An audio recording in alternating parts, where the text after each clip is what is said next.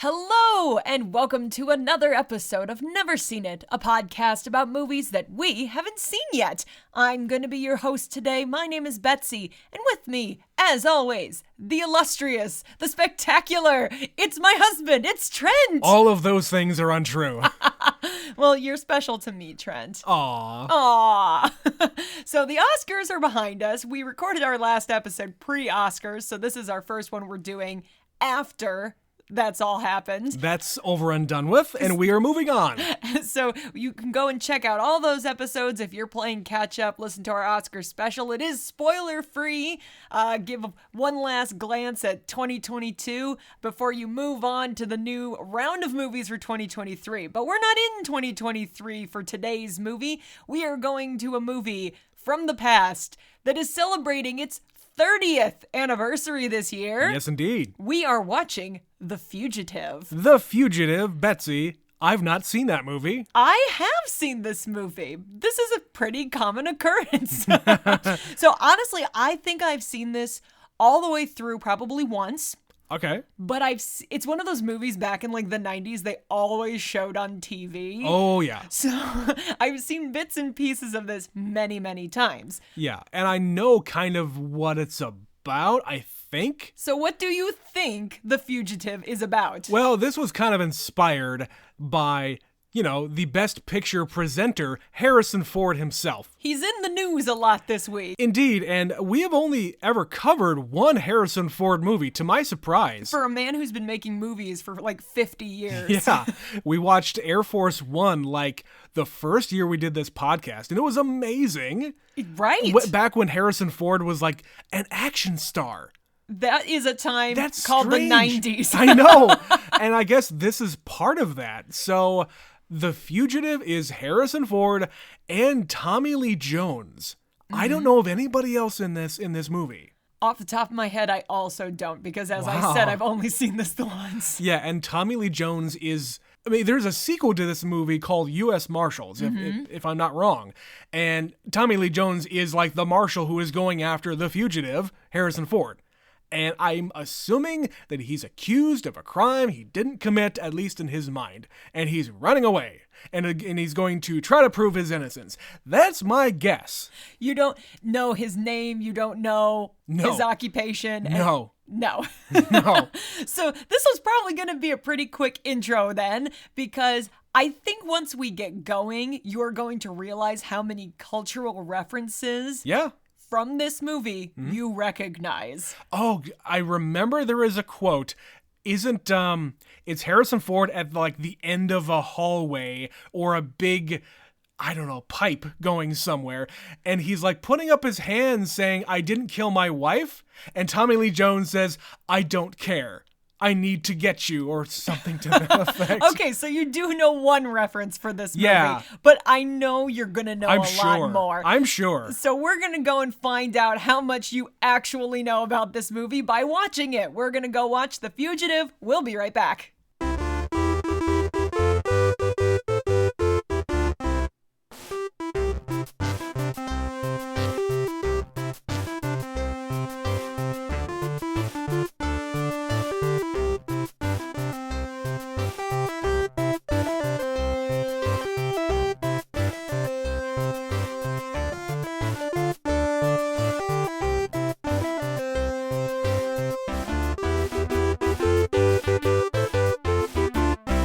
And we're back. 30 years later, Trent, did you get your man? It wasn't me. It was the one-armed man.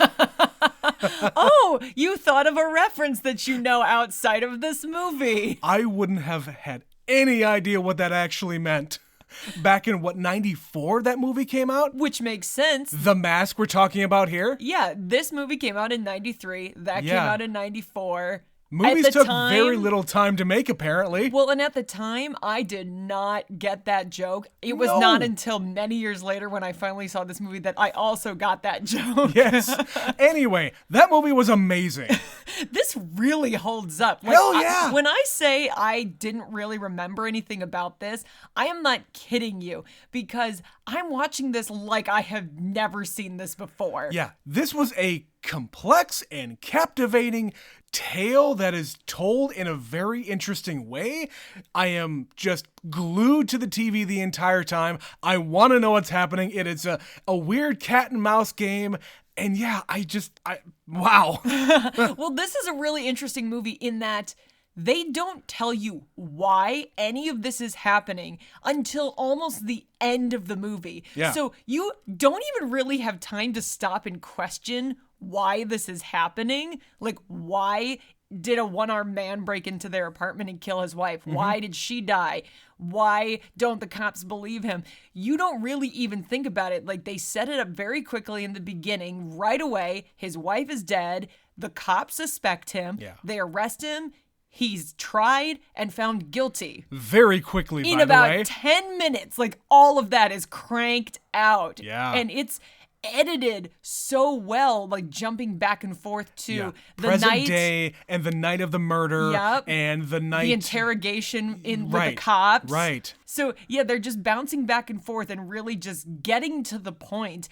And then he is being transferred to a prison. There's an escape attempt from Yeah. other prisoners. Yeah, and he he would have gets been free. content. He would have been content going to prison. Maybe not content, but He had no plans to escape at right, this evening. Exactly. But circumstances being what they are, he made the best of an opportunity. Yeah, he had an opportunity and he took it. And then the chase begins. And Yeah. it does not stop. It is relentless for the first 90 minutes. Like, genuinely, I forgot how much this is just go, go, go. Yeah, and this movie is just over 2 hours.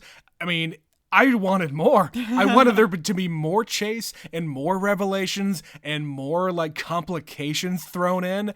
Well, yeah. why do you think this ended up getting a sequel? Because this character that Tommy Lee Jones plays is great, and this movie is great, so they were like, fuck it, we want more. Just like you said.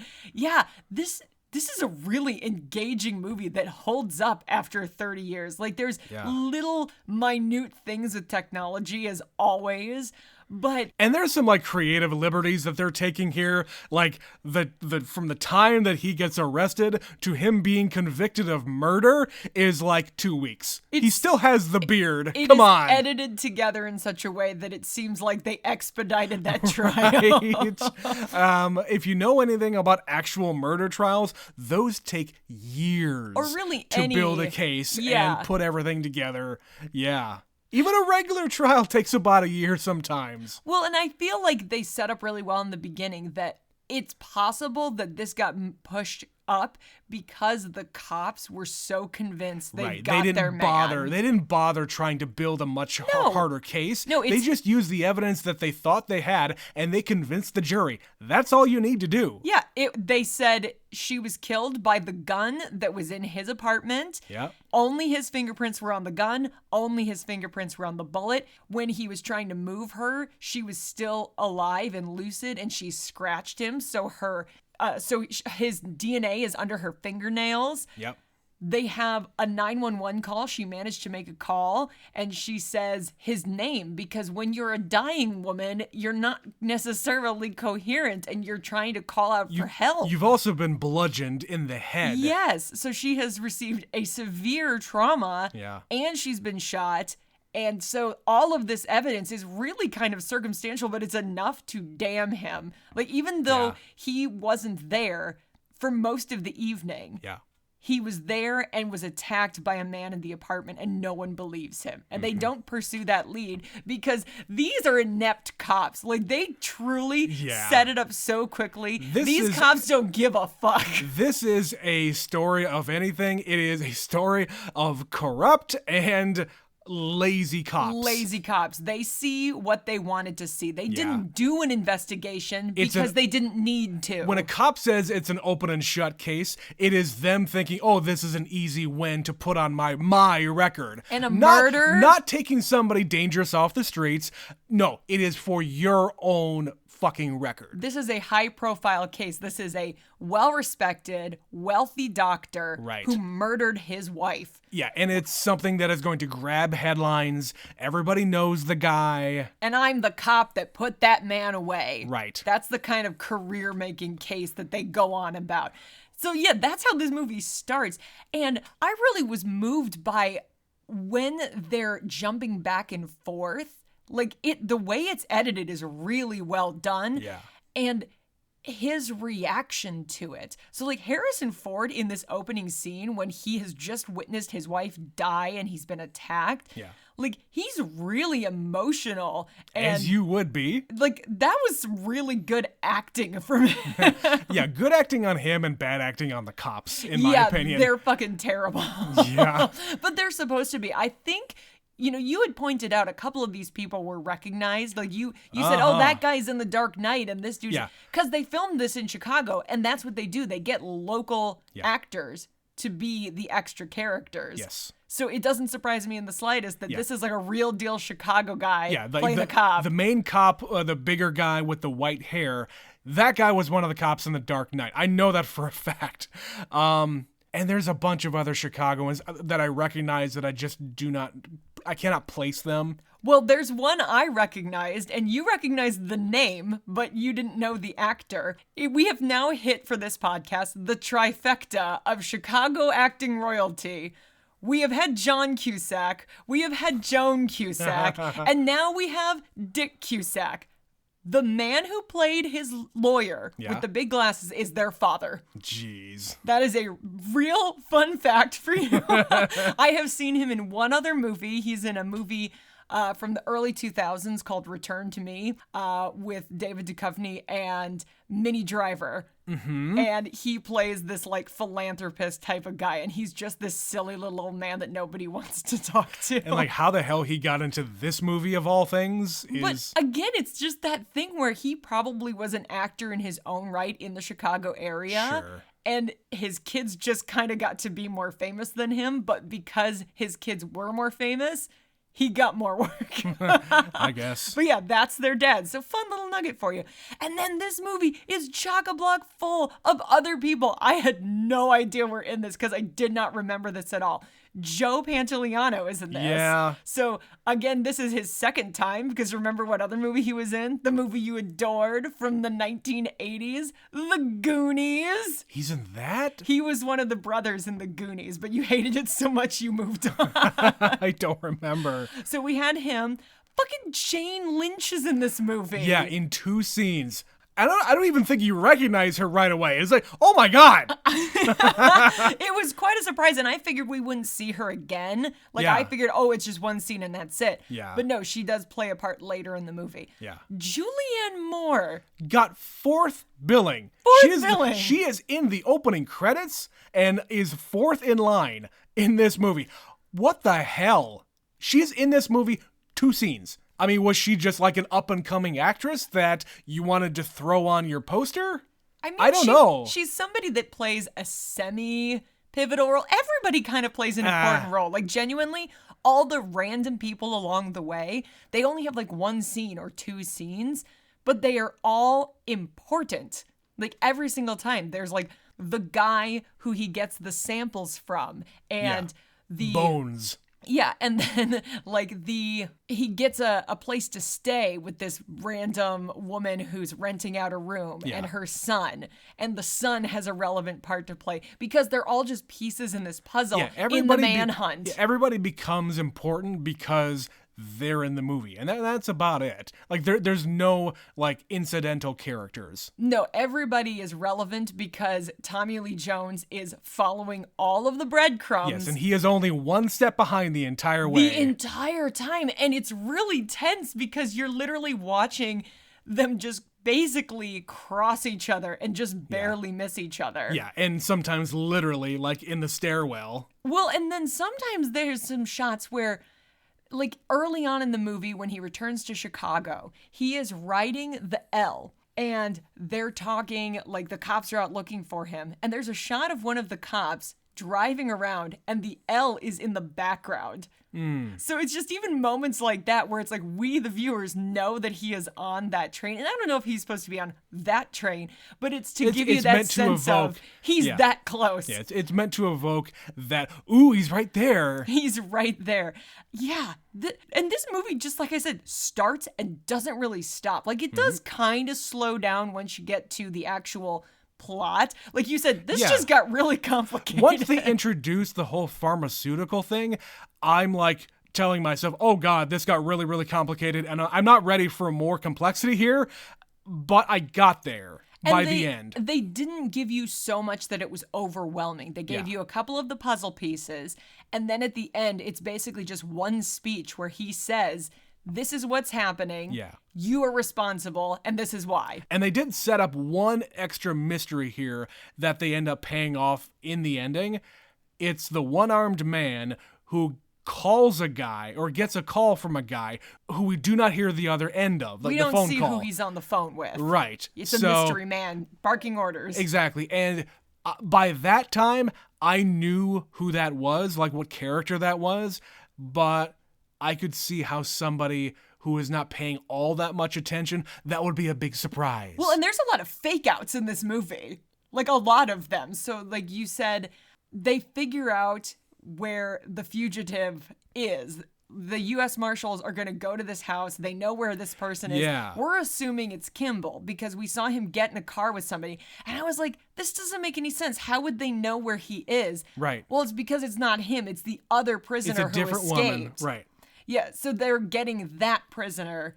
But it's this big fake out where we're just like, oh my God, they're going to get him. They're surrounding the house. He's going to get caught. But here's the deal, though. Every other time that Tommy Lee Jones and his crew get some information about Harrison Ford, there's a background to it. They explain why and how they get this information. They don't explain how they find the other guy. Which is why I was like, I don't understand what's happening here. Yeah. So it's one of these times where they don't explain things that is the big fake out.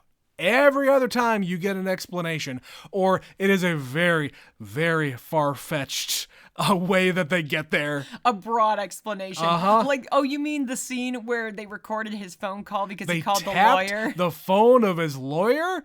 You can't do that. You can't do that. Oh, it was the 90s, Trent. Freewheeling. I don't know. I don't know.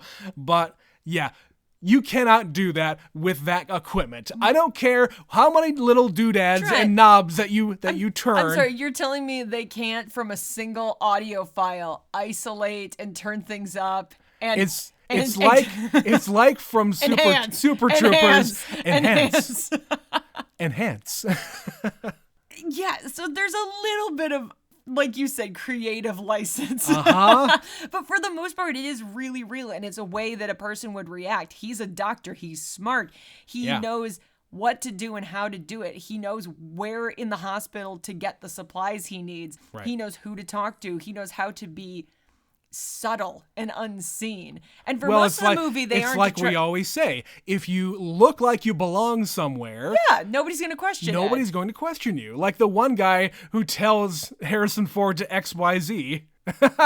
He even tells him, be on the lookout for a 6'1" guy with dark hair And a beard. And a beard. It's like, You seen anyone who looks like that? Yeah, every day in the mirror, man, except for the beard. Ha ha ha. Speaking of his beard, this is a magnificent beard. That's an awesome I just beard. want to say, at the beginning of this movie, Harrison Ford looks good. He does. Like, his hair is, like, just a little bit too long. Dude, His even- beard is a little too big. Well, and his beard is a little bit unkempt. But it's got, like, a little gray, like a distinguished amount of gray. He even had his shirt off once, and yeah, for I don't know what age Harrison Ford was, but he looked good. I mean, he was probably in his, like, late 40s. Mid-late 40s when he Still. made this. Still, wow. So yeah, he starts the movie looking like that, and he spends a lot of time changing his appearance because he's a man Yep. on the run. So Yep. he shaves his beard, he dyes his hair, he Combs changes his his hair. clothes. He combs his hair a different way. He changes his clothes. Every time he gets made, he changes his appearance again. Exactly. Like he had his hair dark. The next time we see him, his hair is light again. He washes it out. So he's staying far enough ahead that he's able to do his own investigation. And the only thing he has to go on is one-armed man. Right. One-armed, that's it. And that's somehow enough because he can get to the right places and get the information he needs. And the one question that I had for the entirety of the movie, I assumed that no, he did not kill his wife. And I just didn't get how he was going to prove that. Like, you had to introduce this other devious plot with the pharmaceutical company and the doctor, the two doctors who were in cahoots with this patent that... Yeah, there's a drug they're testing out at the drug hospital that is causing liver damage, and they're trying to get it approved by the FDA, and they're falsifying liver samples that are being submitted, and Harrison Ford finds this out. But he knows the truth about it's causing damage, though. Right. But we do not get this whole concept introduced until much, much later in the movie, and I'm thinking to myself through the first, 2/3, how the hell is he going to get out of this? Is he just going to go after revenge? Like, find the one-armed man, kill him, and go to prison and be satisfied? I don't know. But that's what makes this so interesting is because, like I said, they don't give you a why. Yeah. You are just watching this man that you in your heart of hearts believes is innocent. Sure. And you're rooting for him every step of the way in every insane situation that he gets into at the start of this movie. He is in a bus crash followed by a train crash. Yes. And then within a short amount of time, he leaps off of a viaduct into a dam. I mean, he's basically another Andy Dufresne. To an extent, except that instead of being arrested and staying in prison, he gets away immediately. He doesn't even get to prison, and you have the same kind of connection with Harrison Ford that you do with Andy Dufresne. Well, this is not a unique movie in the sense that it's a man on the run wrongfully accused. The thing I kept thinking about was North by Northwest, which another movie that you haven't watched. Classic movie I haven't seen. You're not going to get the reference, but the plot of that is Cary Grant is a man accused of murder, and he's on the run trying to prove his innocence. Sure. But they do it in the reverse. They do it in the traditional sense of you set up who he is, you set up the murder, and then he goes on the run. So you know why he's running. Sure. In this movie, you have no idea why he is running. Right, and he is convicted by a jury. He goes through the entire process, and that's why the cop keeps on saying, when he gets asked the question, well, do you think he actually killed him? Well, he got convicted.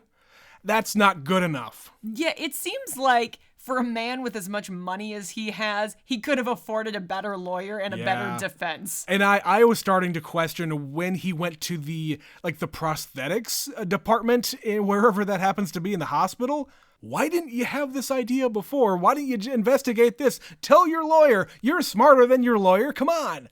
You could have afforded a better lawyer. The system is fucked. The pharmaceutical companies are evil. The cops are bad. The lawyers are bad. As long as we're on this topic, I'm just going to say, man, I'm really glad for the people who need them that the prosthetics have gotten so much better in the past 30 years. These are varying degrees of interesting. Let's just put it that way. I mean, it's 2 steps beyond having a wooden leg. It's like a weird rubber hand. Yeah. That some teenager with a Walkman is hand painting. Right. Like, genuinely, this woman is just alone. This is some chintzy shit. Yeah. But I want to go back to what you mentioned before I interrupted you.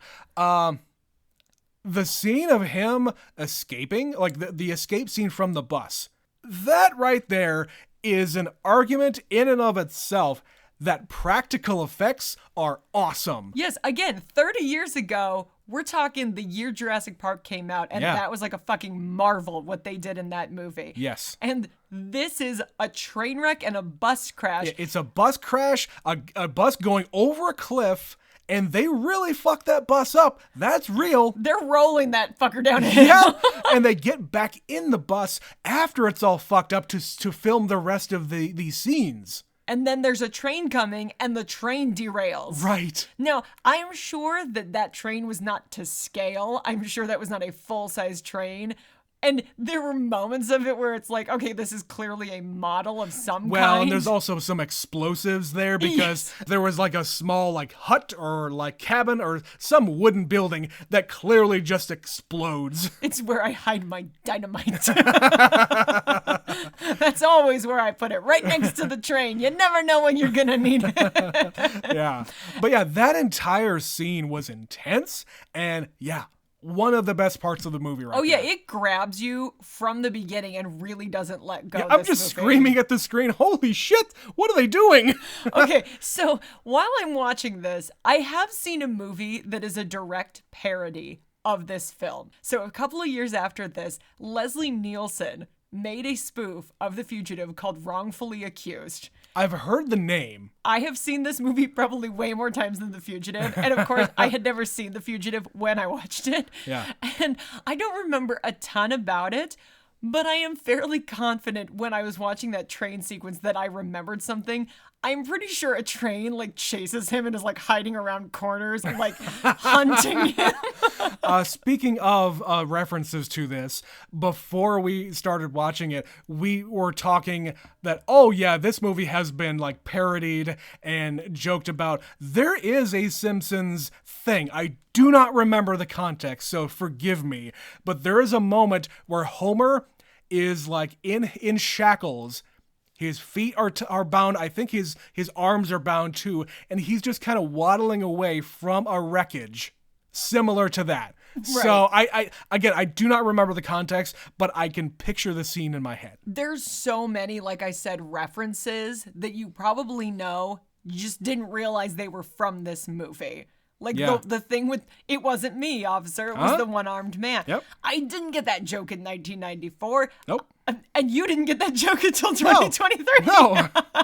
Oh, goodness. Yeah, there's a lot of stuff to talk about in this one. So I don't even know where to go from here. Let's talk about Tommy Lee Jones. Okay. I can't be sure. I'd have to go and look at his filmography, but I feel like this is the movie that made him a star. I would agree. Because he came out and he did his Tommy Lee Jones very best, and he has made a fucking career on this kind of a character ever since. Being Tommy Lee Jones. Yes, because he got, soon after this, he did Men in Black, and he's kind of the same guy. He, was in Lincoln, kind of the same guy. Yeah. He just keeps showing up, playing this smarmy Texan.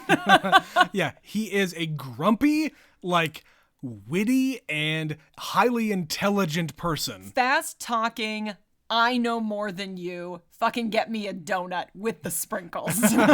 And like some of the best scenes with him is when he's trying to put on his friendly face, and when he's talking to the doctor a couple of times, the bad doctor, when he's talking to the one-armed man.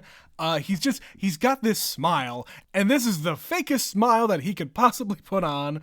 Yeah, it's really effective. It's that thing of, I know more than you think I know, and I know you're lying to me, but I'm gonna let you keep lying. I'm going through the motions because I want you to answer this question however you're going to answer it. Yeah, like when they interview the one-armed man and they leave, he's like, well, he's a son of a bitch. Like, that guy's he's a dirty, fucking... yeah, that guy's a fucking phony. Yeah. He knows. He just is so good at his job that he can come in here and just start screaming orders at everybody. You know what this character reminded me of? Al Pacino in Heat. Okay. He is this highly, highly competent cop who is chasing after a bad guy, let's say. He's on the hunt, and he's one step behind the bad guys, and he just needs to keep on following up and finding the leads and, like, interrogating Hank Azaria. Hank Azaria is not in this movie. He should have been. He was not in The Fugitive. Should have been. But no, that is what I was getting there. And that came out after this. Which makes sense. It's the cop trying to get his man is the long and short of it. Yeah. It's just how you approach it. But I can see that comparison. So you may or may not know this. This is the movie he won an Oscar for. Tommy Lee Jones? Tommy Lee Jones. Holy shit. This was not an intentional thing, us watching this movie. We made a last-minute pivot for what we were going to watch. This is another one that was nominated for a shitload of Oscars. Okay. But unlike the one we just watched before this, I found this one to be infinitely more engaging. Also, unintentional, this movie is taking place during St. Patrick's Day. In Chicago. The river's green. We're not in Chicago, but we're recording this the day before St. Patrick's Day. It's the most Irish movie we could come up with. Was not intentional at all. But, yeah, there it is. But yeah, this movie was nominated for Best Picture, Best Editing, Best Score, Best Actor, like so many. It's up for like 7 Academy Awards. But the only one it won was Tommy Lee Jones. Did Harrison Ford get nominated? No. And I think that's because he's doing the work at the beginning and then he's kind of coasting on his Harrison Ford charm the rest of the movie. That was one of the things that I wrote down. For being the star of this movie, and he has very little dialogue. He is just kind of stumbling around and like being like skulky, for lack of a better word. He's reacting to a lot of things, and you watch him learning. Like he's reading and making phone calls and Googling before Google. You are watching him and being very interested in what he is doing and how he is doing it.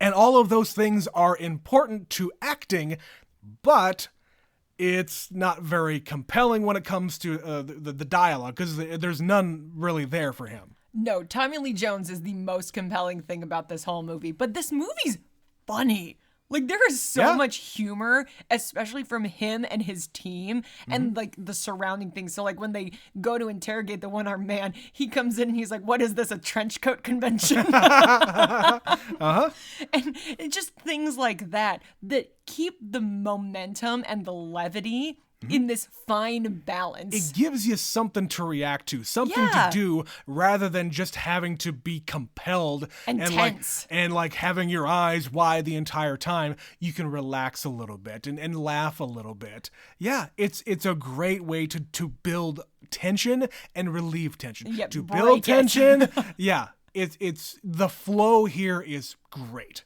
So I mentioned it just now. This was nominated for score.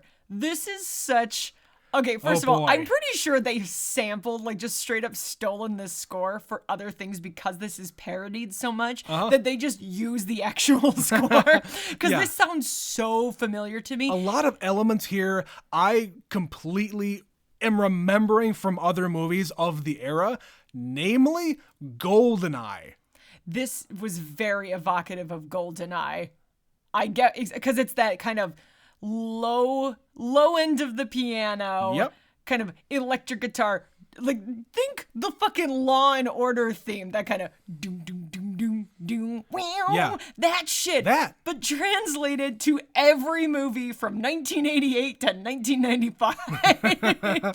But it was great. It's James Newton Howard who has done the composing for a lot of movies that you have probably seen. Sure. He's kind of the guy for M. Night Shyamalan. He did King Kong for Peter Jackson. And we've mentioned it a few times already this episode, The Dark Knight. So this is a guy who has been in the business for a long time and has done some iconic scores. And genuinely watching this whole movie, I couldn't tell if it was because other stuff is ripping this off, or I've genuinely just heard this so many times outside of this movie. Because that is possible. There are scores that have transcended their movies where you maybe have never seen the movie. Yeah. But you know that fucking score. Like, how many times have people heard Psycho? Like, the score from Psycho? And they've never watched... Yeah, and they've never seen those movies. Sure. So I can't tell the difference at this point because we're 30 years removed from it. I don't know. But like in any movie, the score complements the action and just the atmosphere of what's going on screen. So, I mean, I got nothing more to say about that just because it was done so well. Yeah, I think the strengths of this are the writing, the score, the editing. I'll keep going back to the editing because I think the beginning is really impressive, and then throughout the movie, because you are building that tension and you know that Tommy Lee Jones is right fucking behind him. Like, he's trying to find the one-armed man, and he knows one of them is in prison. So he goes to the fucking federal, like, prison building. He's going to lock up. He's going to lock up to visit this man. Meanwhile, Tommy Lee Jones and his crew are fucking downstairs waiting to take the elevator because they have also found this lead. And they're like, well, he wouldn't come here. That would be stupid. Yeah. Why would he do that? Right. And he gets tired of waiting for the elevator and decides to take the stairs. So while he's going up the stairs, we are seeing Harrison Ford go down the stairs, and you assume it's the same staircase and that they're just going to run right into each other. And you're like, oh my God, oh my God, oh my God. And then cut to, there's 2 different staircases. Right. And again, fucking fake out. But this just does it so well that I'm like, you son of a bitch, you got me again. You got me again. But then he does see him, and they give chase. And there's a chase. There's a lot of that. Spot him, chase him, lose him. Spot him, chase him, lose him. Yeah. And it just goes on and on until the end of the movie where they haven't spotted him, but they know where he is because they've cornered him. Sure. At the cardiologist convention, as one does. Yeah, at the hotel. In the laundry room. Yeah, and the laundry room scene was really tense. And I feel like the speech that Tommy Lee Jones gave is exactly what that character needed to do. He needed to get on the side of Harrison Ford. Because think about all of the different things that Tommy Lee Jones has discovered here. All of the quote-unquote good things that somebody on the run for murder wouldn't do. He was at the hospital, and he helped save the life of a kid. He was at the hospital when they brought in the agent, like the cop from the accident at the beginning. Yeah. He knows that he has a puncture wound, and he just tells the guys, yeah, he's got this kind of injury. And they're like, how would he know that just by looking at him? Because, he was completely covered up. But he saw his face and he said, here you go. And the kid, he cannot help himself. He's standing there. He can't get out because it's the ER exit and there's a bunch of cops there. And he sees this kid and he's hearing what he's saying and he knows what's wrong with him. And he's like, it's this thing. I got to do something about it. And he gets an opportunity.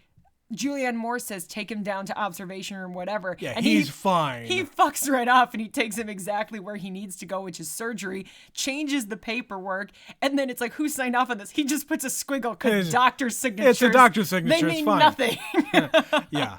I love that they threw in the running joke. The doctor's signatures are just hastily scribbled lines. Sure. And it's all of these different things that he is discovering about him, the backstory with the pharmaceutical thing, because Tommy Lee Jones is like any other cop or detective. If he sees a mystery, he wants to solve it. He wants to crack the case. He wants to crack whatever it is that he's trying to do so that he can either follow it up or disprove whatever it is that he's trying to do. And he's basically the viewer, is why is he doing this? Like, he doesn't care at the beginning. Like, he literally says it himself, the line. I don't care. He just knows this man is on the loose. It is my job to catch him. I do not care why. Yeah. And he corners him and he escapes and he doesn't give up. He's like, no, fuck that. If he's dead, we'll find him quick. But if he's not dead, we need to find him. And the more he discovers, it kind of turns into this situation where Kimball is feeding him information. Like they kind of get to the place where, okay, he's now open to the idea. Right. He's leaving the breadcrumbs intentionally so that they can start to question why he's doing it and maybe do some follow-up themselves. You mean an actual investigation that has not yet been done? That did not actually occur, that the Chicago PD did not do. But the scene in the laundry room where he's talking to him saying, I believe you. I think you're innocent. And the only way you're going to get out of here alive is if you come with me, because the Chicago PD, they think you're a cop killer. They think that you killed the guy in the train. Yeah, the janitor from Scrubs, who's also in this movie. Shit. I don't know the actor's name offhand, but yes, he's the cop on the train. Who gets shot. Who gets shot by the one-armed man.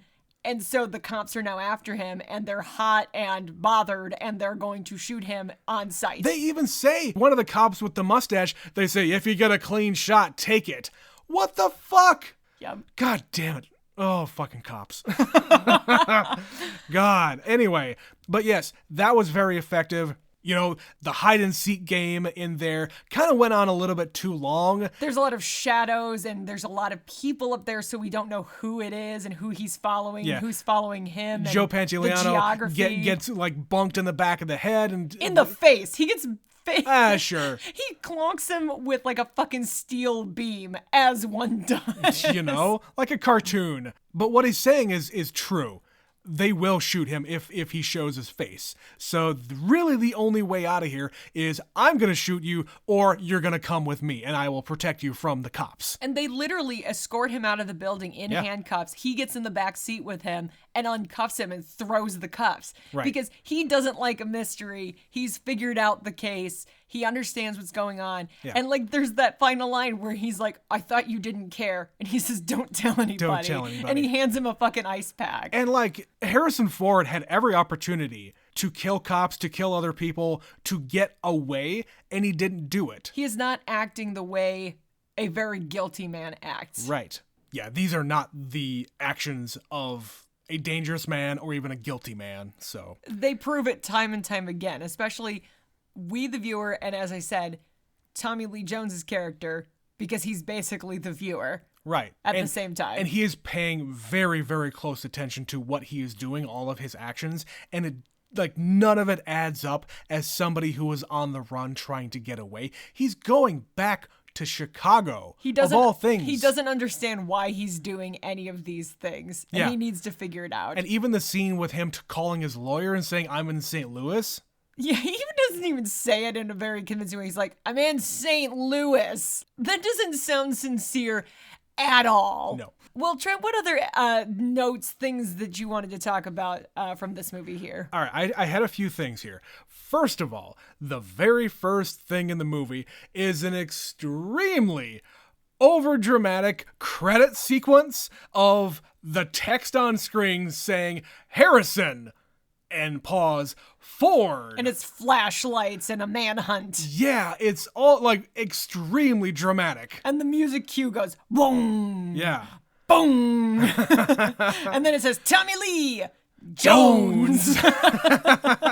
Yeah, it's just something that only in the 90s. You don't Trent. do that anymore. You really don't. Sometimes I wish that somebody would make a truly stylized 90s movie now. Oh, fuck. I would eat that shit up with a spoon. Oh, fuck. Amazing. Just a couple more here. Some choice quotes. The ones that we haven't mentioned yet. When Harrison Ford jumps off the dam and Tommy Lee Jones is at the bottom and they say, there's no way that anybody would have survived that. He's fish food. And he responds, well, get yourself a cane pole and go catch the fish that ate him. After he kills the guy in the house that deafened the other U.S. Marshal, he goes up to him and basically whispers, okay, can you hear what I'm saying to you? This ear? I don't bargain. And I figured that might have been something that people took out of this movie, and I've not heard that quote anywhere else. No, not that I'm aware of. That one has not stuck the way other ones have. I wonder if that makes a comeback in the sequel. I wonder. Now that we've got this one fresh, I really would like to go back and see U.S. Marshals, because I'm pretty sure I saw that one before I saw this one, not realizing it was a spiritual sequel. All right. A couple more here. When he's escaping the lockup, the cop shop, and they do the lockdown of the doors, Harrison Ford barely squeezes through the doors as they're closing. His foot is stuck, and Tommy Lee Jones takes out his gun and shoots at him a lot. Several times. In fact, if that glass was not bulletproof, he would have shot him right in the head. Most likely. Yeah, he would have been very dead. Yeah. So Tommy Lee Jones was not fucking around here. And the fact that happened in the middle of the movie, maybe he would have regretted that decision. But you know what? He's doing his job. I get it. But maybe not, because we already saw before he shot that other dude without hesitation because he got his guy. Well, yeah, he also had his man, but, you know, he's still just on the run and he's not trying to hurt anybody. But he's still doing his job and he's gonna get his man. And if he has to shoot him, he will shoot him. Right. And the last thing, we talk about this, we've mentioned this a couple of times in our episodes. When the two doctors are fighting, let's just say on the rooftop outside near the end of the movie, there is a glass ceiling over the elevator shaft for some reason. To fall through, Trent. You do not have a glass ceiling in your movie unless you fall through it. Or just glass of any kind. Glass of any kind. If it's really suspicious looking, you know that bitch is getting broken. Yeah, you have to fall through it. And I was disappointed because they just kind of fell on it. The first and it was couple realistic. of times. Come on, just let them fall all the way the first time. It's that thing where your butt kind of goes through it, but you don't go through it. And I know that there are like support things there. There's metal pieces there supporting up. I get it. That's more realistic, but damn it. It took the weight of 2 full-grown men to fall down the elevator shaft. Come on. I mean, I guess it maybe makes sense. I don't know the logistics of how elevators function, like to be at the top. You have to be able to access some of that for maintenance purposes. Sure. So maybe once upon a time... That's probably a service elevator of some kind. Maybe. But once upon a time, 30 years ago, we had to cover them all with glass because we live in a fancy city in a fancy hotel. Indeed. Also, I told you this while we were watching it. There's a slim possibility I've been in that hotel because they clearly filmed this on location. And I'm having memories of a conference I went to, and that lobby looked suspiciously familiar. Okay. I'm going to have to look into this because now I want to know. All right. All right. Any other thoughts? Anything else you want to say before we wrap this one up? No, that movie was awesome. I'm glad we chose this. All right, well, then we are going to throw it to an email. We've got one that's from a couple of weeks ago from our superfan Stephanie about our 200th movie when we watched Scarface.